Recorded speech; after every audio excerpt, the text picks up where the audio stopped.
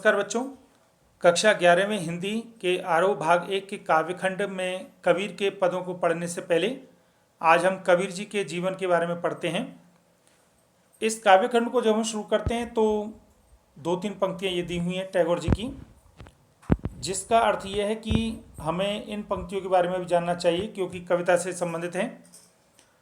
आप जानते हैं कि रविंद्रनाथ टैगोर जी को 1913 में नोबेल पुरस्कार मिला था और वह एशिया के पहले व्यक्ति थे जिनको नोबेल पुरस्कार मिला था। यह उनको उनकी पुस्तक गीतांजलि के ऊपर मिला था। इसलिए साहित्य के छात्र होने के कारण हमको गीतांजलि पुस्तक अवश्य देखनी चाहिए और उसकी कविताओं का अध्ययन भी करना चाहिए। उनकी यह पंक्ति बहुत प्रसिद्ध है, यदि तो डाक सुने केहू न आशे, तबे एकला चलो रे, एकला चलो, एकला चलो, एकला चलो रे। जिसका अर्थ यह है कि तेरी आवाज़ पे कोई आए ना आए तो फिर अकेला चल रे, चल अकेला, चल अकेला, चल अकेला। अर्थात जब भी हम अच्छा पद चुने तो हम ये ना सोचें कि कोई हमारे साथ है या नहीं है। इसी प्रकार से ये थोड़ी बातें और दी हैं। अब देखिए हम कबीर के बारे में पढ़ते हैं। कबीर के बारे में पहले कबीर वाणी में हजारी प्रसाद द्विवेदी जी क्या लिखते हैं, वहाँ पर कबीर जी लिखते हैं कि मैं कहता हूँ आँखें देखी, तू कहता कागज की लिखी। अर्थात मैं उसी बात को कहता हूँ जिनको मैंने अपनी आँखों से देखा है और तुम लोग उस बात को सही मानते हैं जो कि कागजों में लिखा हुआ है। अर्थात कबीर जी अपनी आँखों के अनुभव को ही सत्य मानते थे। अब देखिए इसमें छोटी छोटी बातें और हैं। कबीर जी का जन्म 1398 सन में वाराणसी के पास लहरतारा में हुआ। अभी मैं कबीर जी के बारे में संक्षेप में उसी को बता रहा हूँ जो कि इस पुस्तक में लिखा हुआ है, फिर मैं आपको इसी वीडियो में ही और विस्तार से बताऊंगा। इनका जन्म सन 1398 में वाराणसी के पास लहरतारा में हुआ। इनकी प्रमुख रचनाएं में साखी, सवद, रमैनी हैं और ये तीनों एक पुस्तक है बीजक, उसके अंदर संकलित हैं। साखी में शिक्षाएं आती हैं जिनमें 2-2 लाइन के दोहे होते हैं। सवद में एक शब्द होते हैं जो कि पद के रूप में होते हैं और रमैनी भी उसी का ही रूप है, भाषा का थोड़ा उसमें अर्थ आ जाता है, अंतर आ जाता है। सन 1518 में बस्ती के पास मगहर में इनकी मृत्यु हुई। कबीर कौन है? भक्ति काल की निर्गुण धारा जिसको ज्ञानाश्रय शाखा भी कहते हैं, उसके ये प्रतिनिधि कवि हैं। अब भक्ति काल और ज्ञानाश्रय आश्रय धारा, इसके बारे में आपको भी बताऊंगा। वे अपनी बात को साफ एवं 2 टूक शब्दों में प्रभावी ढंग से कह देने के हिमायती थे। बन पड़े तो सीधे सीधे, नहीं तो दरेरा देकर। अर्थात कबीर की एक खासियत थी कि वो अपनी बात को बिल्कुल साफ 2 टूक शब्दों में बोलते थे। अगर आदमी उससे समझे तो समझे और नहीं समझे तो फिर वो तगड़ी चोट मारते हैं।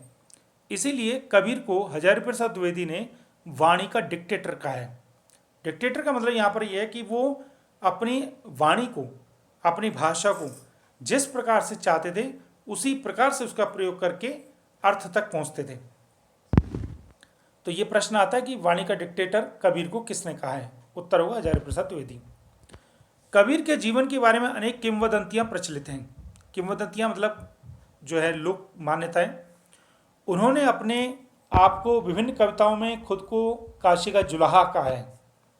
काशी का जुलाहा इसलिए कहा है क्योंकि इनके जन्म के समय इनकी माँ ने इनका परित्याग कर दिया था और बाद में काशी में जो नीमा और नीरू नाम के जुलाहा थे उन्होंने इनका पालन किया था, तो उन्होंने स्वयं को काशी का जुलाहा के रूप में कहा।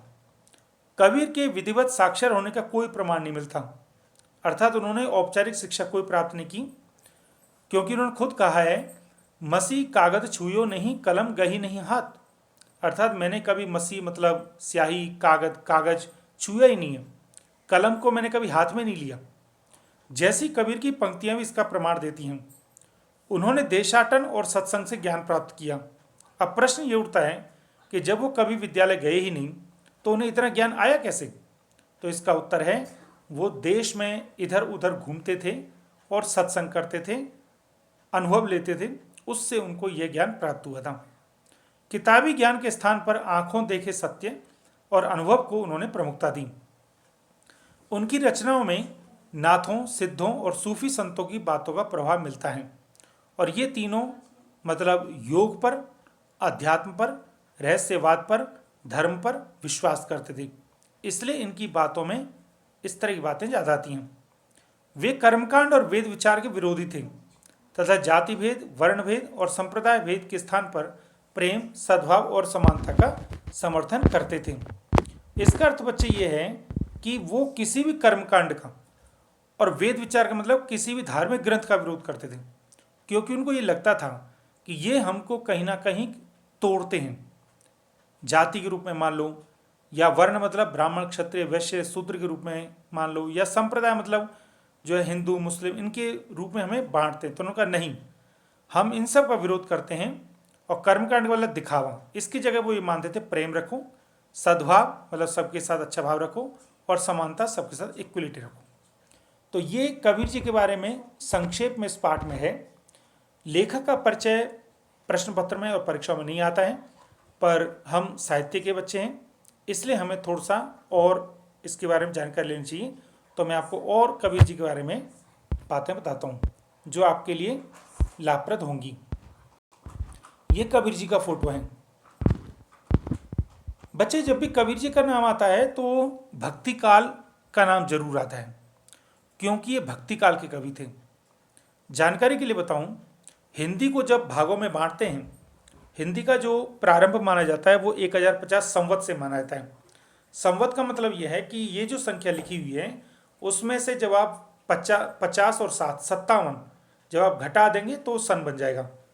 तो हिंदी की स्टार्टिंग जो हुई थी वो हुई थी आदिकाल, जिसको 1050 से 1375 संवत तक मानते हैं, और 1376 से 1700 संवत तक फिर भक्ति काल है, और 1701 से 1900 तक रीतिकाल है, और उसके बाद से आज तक का आधुनिक काल है। तो कबीर जी का जो जन्म हुआ था और इनका जो प्रादुर्भाव हुआ था वो 1376 से 1700 संवत के बीच में हुआ था। अर्थात इस काल में जितने कवि हुए थे और उनमें से जिन्होंने ज्ञान मार्ग चलाया था, जिन्होंने ज्ञान की शाखा का आश्रय लिया था, और जिन्होंने निर्गुण भगवान की पूजा की थी, और जिन्होंने संत काव्य धारा का प्रवर्तन किया था, उनमें इनका नाम प्रमुख है। अब हमने देखी वहां पर पढ़ा था कि इनका लहरतारा में जन्म हुआ, मृत्यु उनके मगहर में हुई, लालन पालन नीमा नीरू जुलाहा दंपति ने किया, इसलिए उन्होंने खुद को काशी का जुलाहा कहा। ये सभी जो मुख्य पंक्तियां मैंने बोल्ड कर दी हैं, आप इनको लिख लेंगे। अब इनके जन्म के बारे में जो किंवदंती है वो ये है कि किसी विधवा कन्या को स्वामी जी ने पुत्रवती होने का आशीर्वाद भूल से दे दिया था। फल यह हुआ कि एक बालक उत्पन्न हुआ, जिसे वे लहर तारा के ताल के पास फेंकाई, और इनका जन्म जेठ पूर्णिमा सोमवार सन संवत 1456 में माना जाता है। जेठ मतलब एक महीने का नाम है।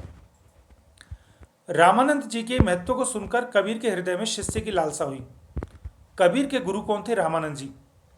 और इन्होंने गुरु क्यों बनाया और कैसे बनाया, इसके बारे में आप पढ़ेंगे कि एक बार प्रसिद्ध है कि एक दिन एक रात पहले ही घाट की सीढ़ियों के पास जा पड़े, जहाँ से रामानंद जी स्नान करने जाते थे। अर्थात ये रामानंद जी को अपने गुरु बनाना चाहते थे और रामानंद जी से मिलना चाहते थे। तो उन्होंने कौन सा तरीका अपनाया कि उन्हें पता था कि रामानंद जी सवेरे काशी के घाट पर नहाने आते हैं, तो रात को ही वहाँ पर आराम करने लग गए और लेट गए। अंधेरे में रामानंद जी जब आए सवेरे सवेरे, तो उनका पैर उन पर पड़ गया और रामानंद जी बोले राम राम कहें। बस कबीर जी ने इसी को गुरु मंत्र मान लिया और अपने आप को उनका शिष्य मानने लग गए। तो आपको पता चला कि कबीर के गुरु रामानंद जी, और रामानंद जी को उन्होंने अपना गुरु कैसे बनाया और कैसे उनको जीवन में धारण किया। और तभी कबीर जी बार बार अपने राम का भजन करते हैं। वो ये भी कहते कि मैं राम के नाम का कुत्ता हूँ और मुतिया मेरा नाम है। अर्थात वो अपने आप को राम नाम का कुत्ता भी यूज करते हैं। तो यहाँ राम का मतलब दशरथ पुत्र राम नहीं है, यह राम का मतलब निर्गुण ब्रह्म है। वे पढ़े लिखे नहीं थे, पर पर्यटन अनुभव सत्संग से उन्होंने ज्ञान प्राप्त किया था। पर्यटन मतलब घूमना, अनुभव मतलब एक्सपीरियंस, सत्संग अच्छे लोगों का साथ। हजारी प्रसाद द्विवेदी ने उन्हें वाणी का डिक्टेटर कहा है, क्योंकि उन्होंने व्यंग्य जैसा प्रयोग किया वैसा किसी ने नहीं किया। व्यंग्य मतलब इस तरह की कटाक्ष करना और सीधा सीधा कहना। अब जैसे देखिए कर्मकांड का उन्होंने विरोध कैसे किया। हिंदुओं को उन्होंने सीधा सीधा बोला, पाथर पूजे हरि मिले तो मैं पूजू पहाड़, घर की चाकी कोई न पूजे, जा को पीस खाई संसार। वो कहते हैं कि हिंदू लोग मंदिरों में भगवान की पूजा करते हैं, तो उन्होंने हिंदुओं को डांटा कि अगर पत्थरों को पूजने से भगवान मिल जाए तो मैं पहाड़ को भी पूज लूँगा। अरे अगर तुम्हें पत्थर को पूजना है तो चक्की के अंदर जो पत्थर है उसको पूजो, क्योंकि उसकी मेहनत से और उसके पीसने से हमें आटा मिलता है जिससे सभी का शरीर बनता है।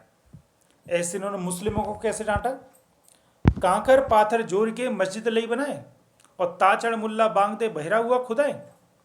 वो कहते हैं कि तुमने कंकर और पत्थरों को जोड़ करके मस्जिद तो बना ली, उस पर चढ़ करके मुल्ला बांग भी देता है, क्या भगवान या अल्लाह बहरा हो गया है? तो आप देखिए, उन्होंने कर्मकांड का सीधा सीधा विरोध किया, चाहे हिंदू हो चाहे मुस्लिम हो। इन्होंने पंचमेल खिचड़ी का प्रयोग किया।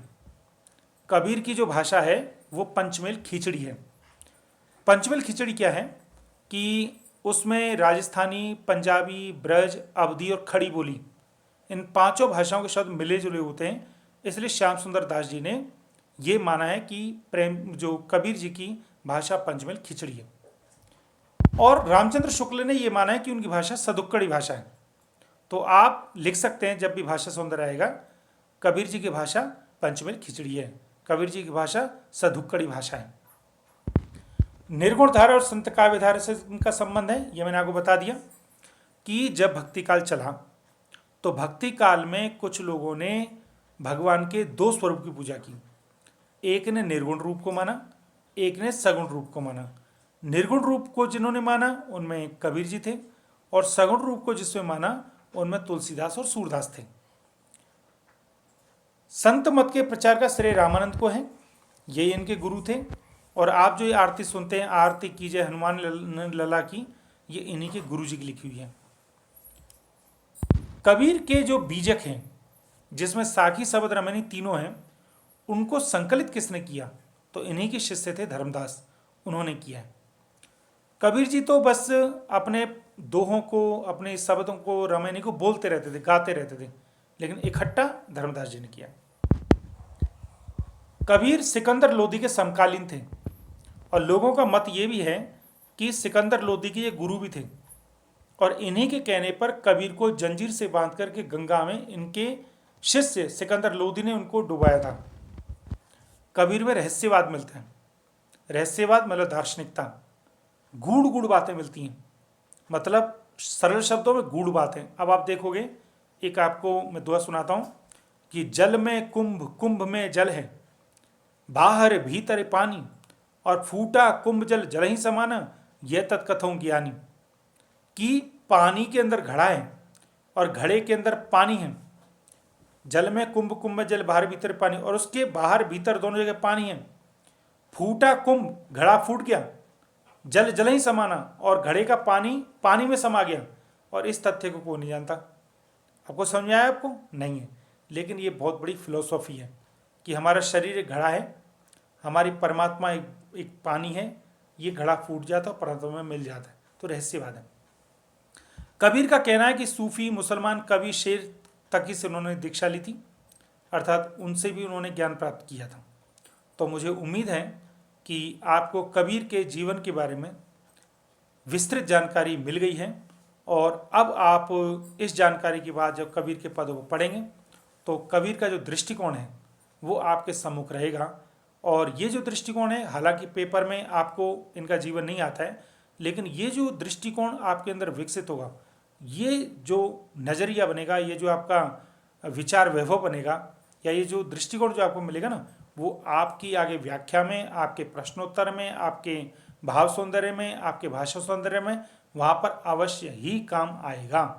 इसीलिए आप कबीर के इस वीडियो को अगर समझ में ना आया तो दोबारा से एक बार देखें। मुझे पूरी उम्मीद है कि इस वीडियो के बाद आपको कबीर का सामान्य परिचय निश्चित रूप से मिलेगा होगा। आपका बहुत बहुत धन्यवाद। जय हिंद।